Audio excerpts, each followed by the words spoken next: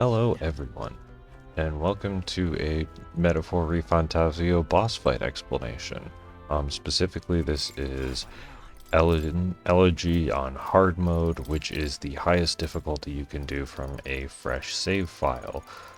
If you've never played this game before, don't worry, I'm probably going to be taking the entire video explaining the finer details of the fight, and if you're here because you're familiar with the game looking for a strategy, I will be starting with a very brief breakdown of the team that I used. Basically, I used Omni Counter Hulkenberg with single target repel skills support from Euphausia and Juna, and that to deny Elegy as many turns as possible. I'm sharing this because this was a really fun fight, despite having to grind a bit to get all the prep work done. And I also think that this strategy is pretty reproducible in that it takes a lot of work, but I think you have a lot of options and choice and flexibility, so it's less luck reliant and more skill reliant. Okay, so for everyone new here, the battle system in Metaphor works is that you have the number of characters of turn crystals for your turn, and when you're out of turn crystals, it becomes your enemy's turn, and they have some set number of turn crystals. Now, if you hit your enemy with a critical hit or hit their weakness, the crystal just decreases in size by half, and then basically you can have an extra turn. So basically you can cycle through the party twice rather than just a single turn cycle.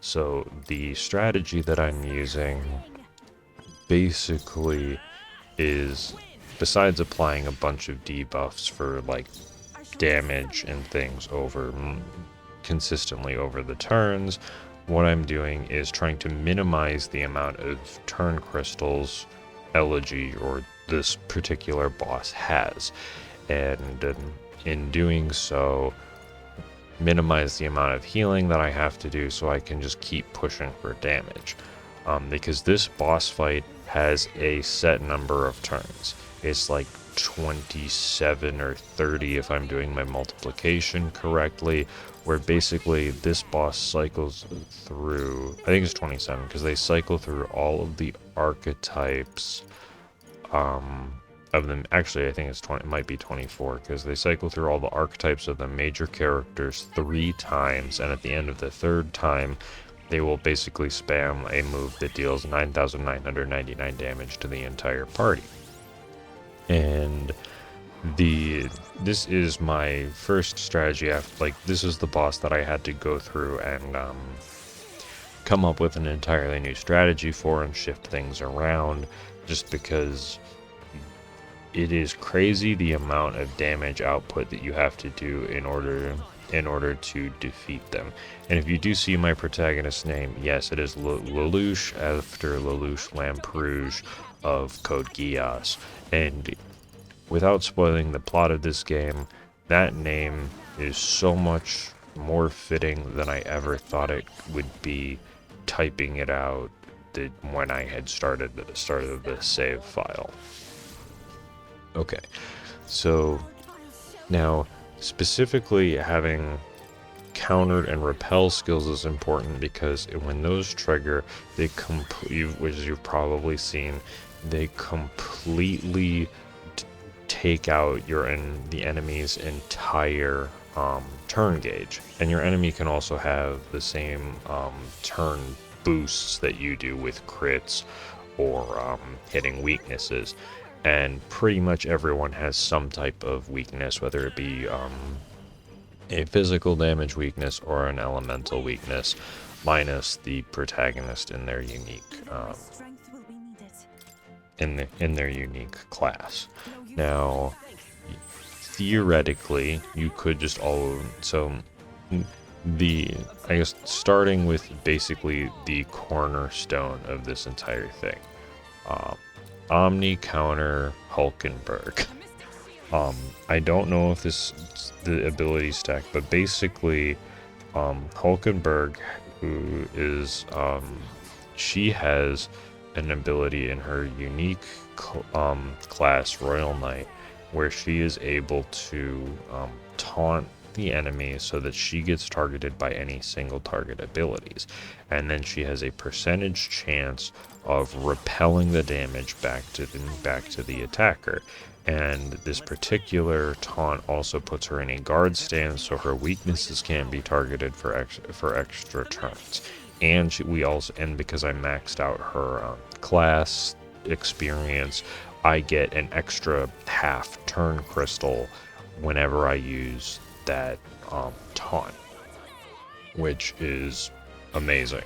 So this is the most consistent part of is Hulkenberg becomes the target of all of these single target attacks, and just surviving and waiting. Like, I get a lot of value of just not having to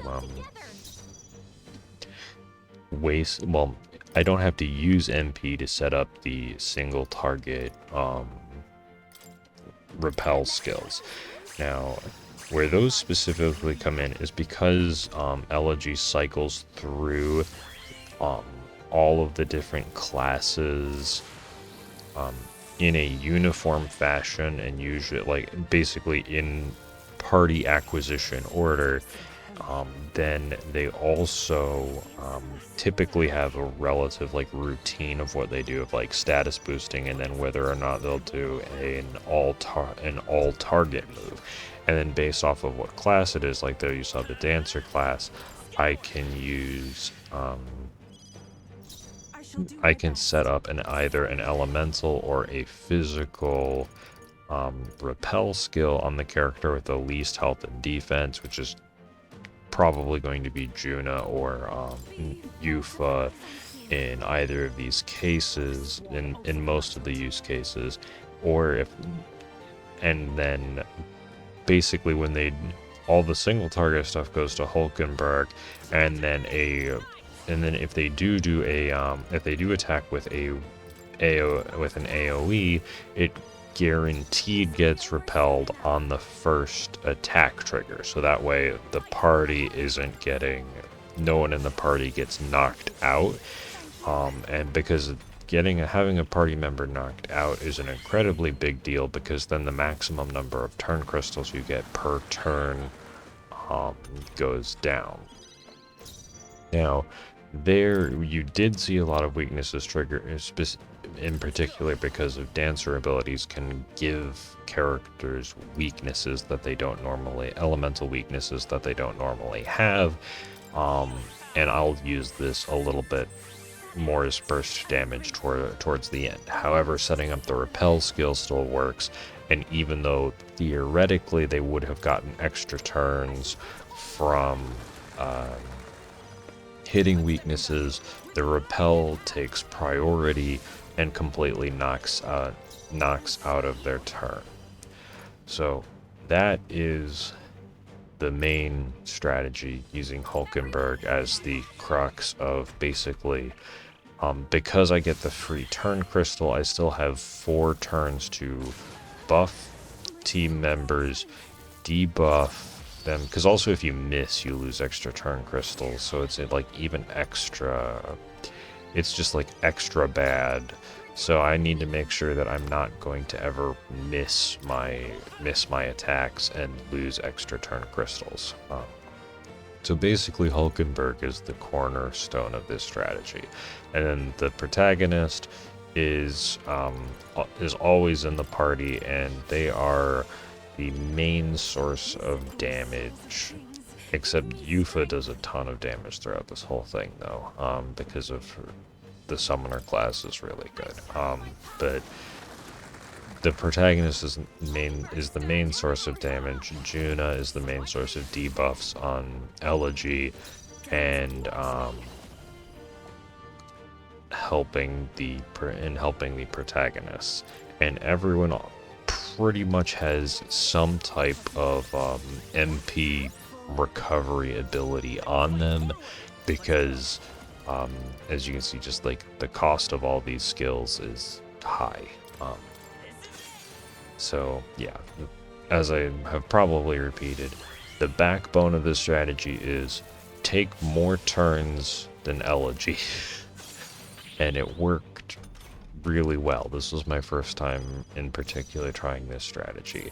And if you're playing through the game, what I used for grinding was Blighted Tower of Insolence. You could just run up the tower, defeat everything, and as you get particular archetypes maxed out, you get the hero's leaves of light, and then you can just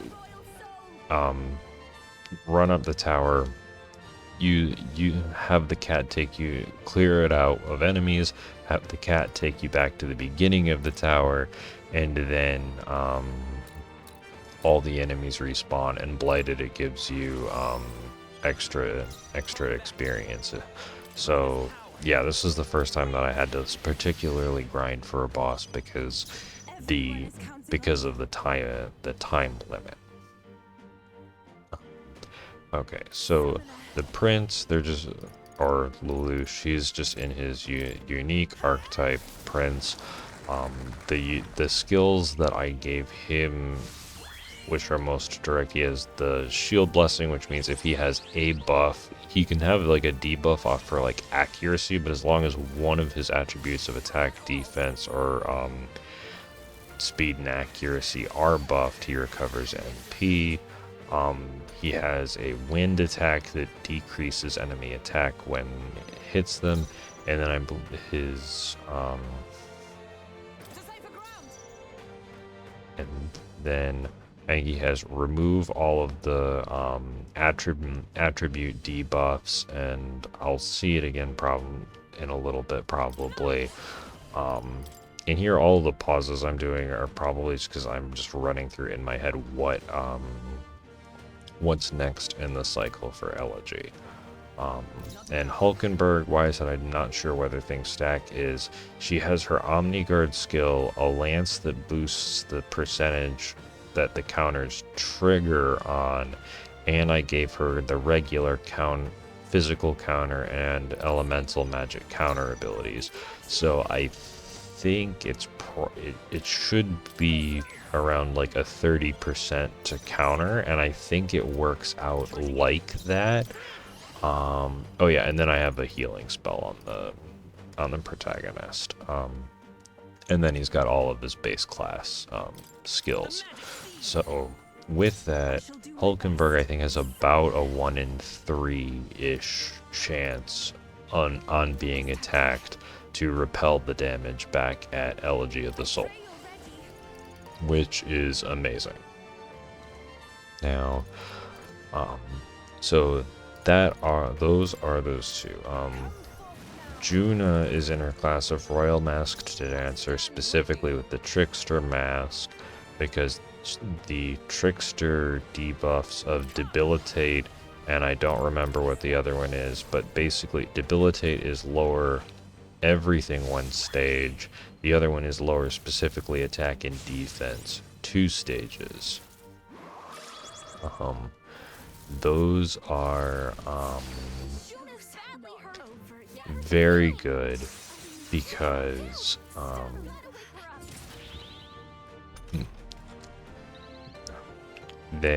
I can predict when Elegy will try and increase their evasion, and versus trying to just keep attack and defense as low as possible. And then her other skills assigned are, I believe, repel 1 elemental attack, and then party buffs for attack and defense. And Yufa also has the same repel elemental attack, but that's because I don't know exactly which one of them will be needing to do that and to use it in the turn order. And Hulkenberg has a repel physical skill, just because those are repel a physical attack skill for when I know that Elegy is going to use a physical attack that hits all members of the party.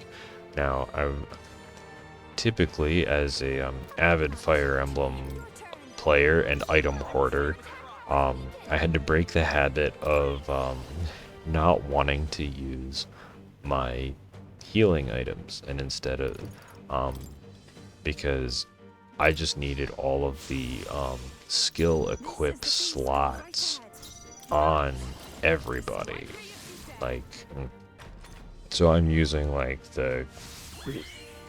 I'm using more healing items in this particular battle than I did probably in the entire game, because of my need to conserve items until the last moment, because you never know when you need them.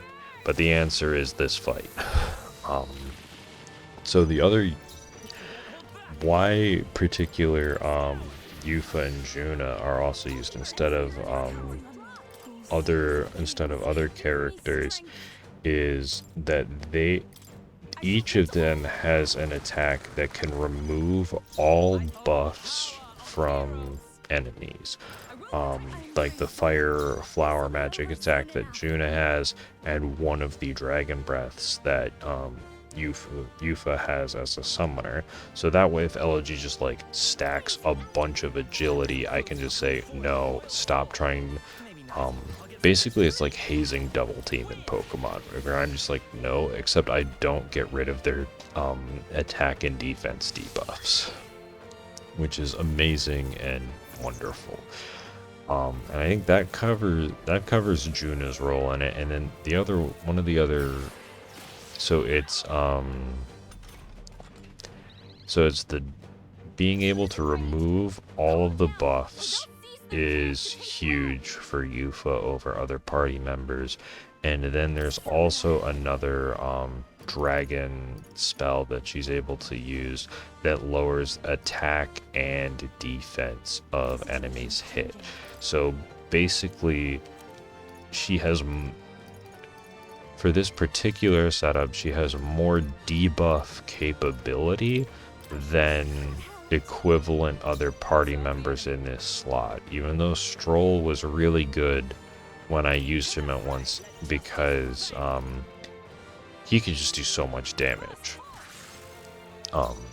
But basically, 3 out of the 4 party members can extend the defense down buffs, and yeah, it is. I had to stack so much synergy for this. It is absolutely ridiculous. So basically, we're relying on the protagonist as the main source of damage. However, because Yufa is able to hit the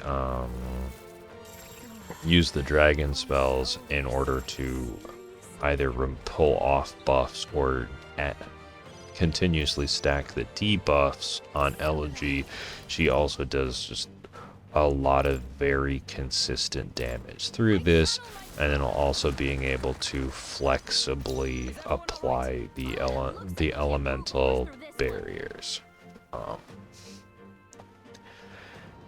Yeah. And then in terms of everything here, yeah, basically, if I have one of the repel barriers up, I know that the first opportunity is going to end the turn, so I don't necessarily have to heal everybody up. Where if I didn't know exactly what Elegy was going to do, I would, like, sitting this low on health is not recommended generally. Is there another way? But yeah, so I think that is all right. So I do have, like, there are a couple aces and a couple of big plays I think that I'll talk about in more as things come up. Oh yeah, and I think, but the other part to note is, besides not having any weaknesses and needing to use the dancer class to apply weaknesses to Elegy in order to make better use of the extra turn crystals, Elegy starts to get even more turns at lower health. Yeah, I think they have an ability called Soul Cry that allows them to basically, yeah, never mind. Like, forget that the protagonist is also the main source of damage. Protagonist and Yufa are both doing crazy amounts of damage. But based off of the turn order, the protagonist is able to do a little bit of weakness exploitation. Here, when I'm using Hellfire Dance into a synthesis skill, which uses multiple turn crystals, but they're incredibly powerful. And if you hit with them, then then the 2 turn crystals go down to half if they are if you hit a weakness. So basically, I can have 1 turn. I don't know if it's like net neutral or if I'm gaining a turn, but if I have Juna apply a fire weakness to Elegy and then use the 2 crystal fire attack, then I think it nets me a turn. Because I use 1 and then I gain 2. I use 1 turn and then I gain 2 free attacks. So it feels like it gains me a turn, and or at least I can cycle through everyone more, and the synthesis skills do more damage than otherwise. So that is my primary source of extra burst damage in this fight. But yeah, as we're approaching more things, and I'm calling out like specifics I'm doing on navigating the late game of this fight. I love this game. It feels like it's Persona 6. I love Persona 5R. This really feels like the fighting the twins or Lavenza, and even though I had to do a bit of grinding, like I just threw on something to watch and ran through the tower for a bit. Like it wasn't that bad. And like I said, I'm playing on the highest difficulty that is available from a fresh save file. And like I said, all the pauses that are in this, because I'm not speeding through this fight, are because I am thinking of every opportunity to well, not mess up the fight. And you consume the half-turn crystals first, unless you hit a weakness or a crit, and then the big turn crystals will turn into the smaller turn crystals. And this is important on navigation because you need 2 separate unique turn crystals to use the 2 crystal synthesis skills. So there's a whole lot of setup that went into this fight. It was really fun to plan. I will say that, and I really like this game's. It keeps the turn mechanics interesting. The story has been good. I think they've done a good enough amount of foreshadowing that things haven't really been like.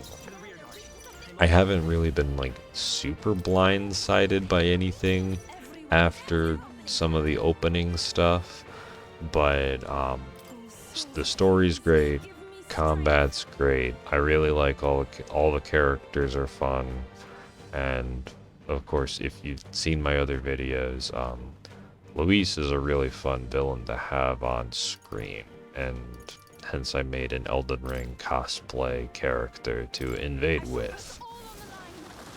And it has been a ton of fun.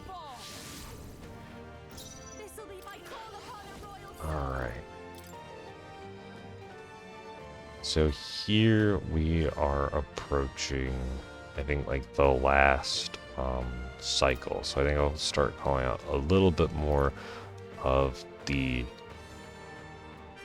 specific classes that Elegy uses in order to, and what I do to counter them. So I know Juna currently has, I believe, a repel physical on,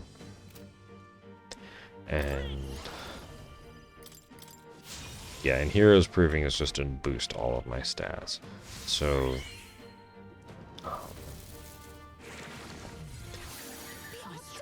which it stinks because he just got rid of all of my stats and boosted all of his. The Prince is, since everyone has like light resistance, it isn't too bad, so I can just get away with specifically having Hulkenberg tank that and just tank all of the physical hits. For the Seeker, because the Trickster has a wind weakness, I'm pretty sure I'm going to put an elemental barrier on Juna here because the Dancer masks. Now we're gonna do the health. So right, because instead of having only 4 turns here, I'm going to do the little Dancer trick where I apply the weakness. I had 4 turns, and now I still have 4 turns after doing a bunch of damage. And because the Seeker archetype has hit everybody with wind spells, I can put the elemental barrier on Juna here, and then as soon as everybody is hit with a wind spell, regardless of the whether Hulkenberg's Omni counter triggers, I know on the first full party AoE, regardless of how many turns Elegy has left in the bank, that I'm gonna be safe and completely end their turn.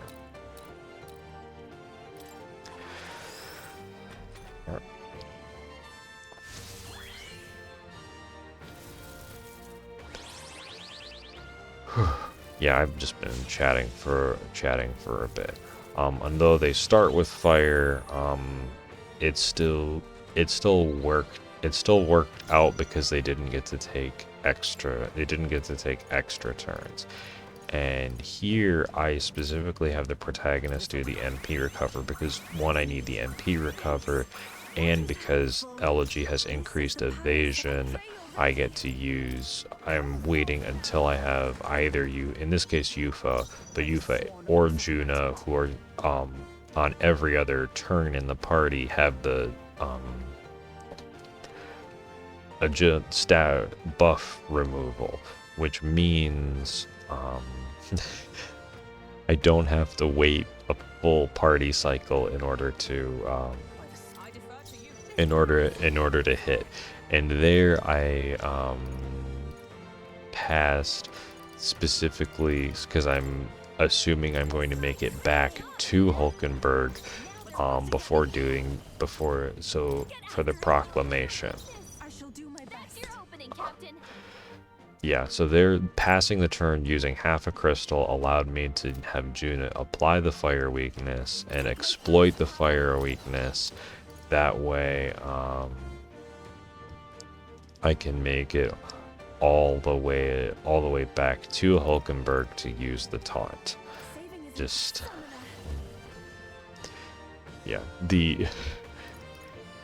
I love destroying AI with this type of absolute ridiculousness. I don't know if anyone watching this has played TCGs. Having your friend or whomever you're playing not take their turn, this just a feel bad scenario. Doing that to AI, and as you can see, he has a bunch of extra turn crystals, but doing it to AI is absolutely hilarious. There's one time in Divinity Original Sin 2, where when I was playing with a buddy, I applied so many status debuffs to an enemy that the only thing what the AI thought the best thing to do was just end their turn immediately and not take a turn, because anything that they did, in here I have a once per combat add 4 turn crystals, and I'm using it here because although I don't end the fight immediately, it is close enough to the end where I'm starting to try and burst Elegy down. And I'm just trying to do that as much as possible in this particular turn, because they're starting to have all of the extra turn crystals, meaning that they can buff themselves out of the debuff range. Like, for example, if they have -3 defense, but then an ability gives them +2 defense, they will go to -1 defense. And if they use that again, which they are not limited to one particular ability per turn, as I think you saw previously, they just like spammed Heat Riser or something several times, they can then put themselves back into the positive buffs, and then either I have to do a reset and then apply the defense debuff in order to maximize damage, or I can just I forgot where I was going with that, but yes, basically it is important on trying to use to maximize I wanted to burst them down as much as possible so I didn't have to worry about all of the extra turns. And now here, because the knight is just using a bunch of single target skills, I can just have Hulkenberg use the taunt and then just eat all of their attacks until they get countered, which is what happened. And then, granted, it's not as much of an issue with Elegy, but after 3 turns, the stat, I don't know if it's 3 turns or if it's after 3 rounds of going through the turn order, that the stat buffs go away. So you can extend the duration by applying them again. And yeah.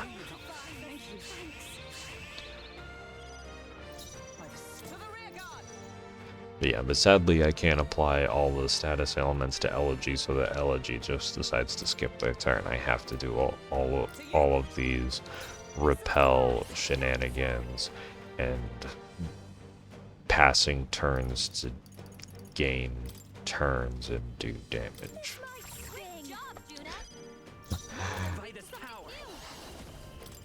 Yeah, so I think with Hulkenberg passing, it's like a net neutral, but it does give me another pass through the turn order, which is great.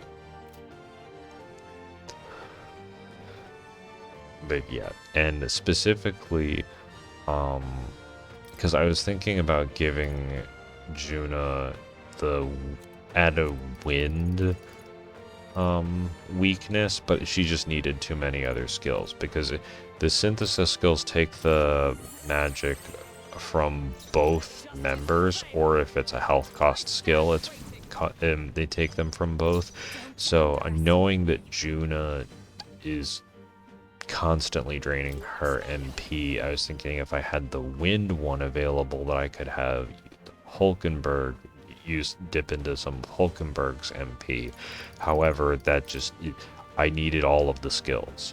As you can see, I'm using all, and then the shell, there's technically a front and back row, which I completely ignored, but because most of everything I'm doing is damage, is magic damage is equal in the front and back row, so I have a +2 defense skill that moves everyone to the back row on Juna. However, I can always just walk someone forward to do extra melee damage in the front, but you also take extra melee damage in the front. And then the other part of why I'm not using Stroll or someone else is in the Thief one, it's not a repel, so you can't really remove it. He adds a nullify physical attack effectively a barrier up, and then I don't have to worry about taking it down when I'm using this particular ensemble, cast ensemble, because all of my attacks are either magic or almighty, and almighty attacks, even if they're physical damage ones, don't trigger the barrier. So I don't have to ever worry about trying to pull that particular defense down, so I'm never losing turns. It's all about maximizing turn efficiency.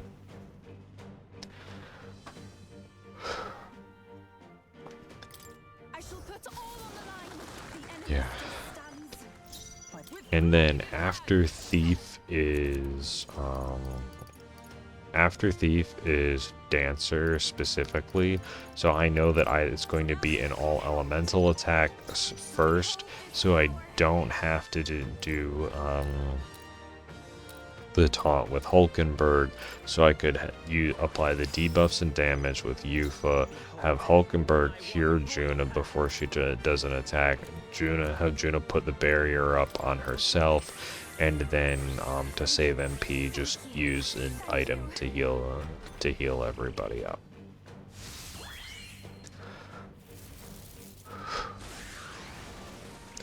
And then because they always start with the fire, their repel immediately triggers and buy all of their turns, and I also have a lot of fire resistance equipment, so I'm not very scared of them. And then I just immediately send Dragon Breath back in their face. Actually, wait, why did I... Oh, I passed so I could have Hulkenberg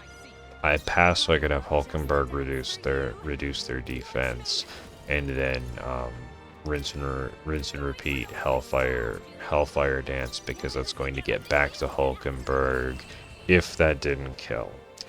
Thank you so much. I just talked about a boss fight for more than half an hour. Thank you so much for all of your time. I hope this was informative, useful, or entertaining. Have an absolutely amazing day, and I will catch you in the next video. See ya!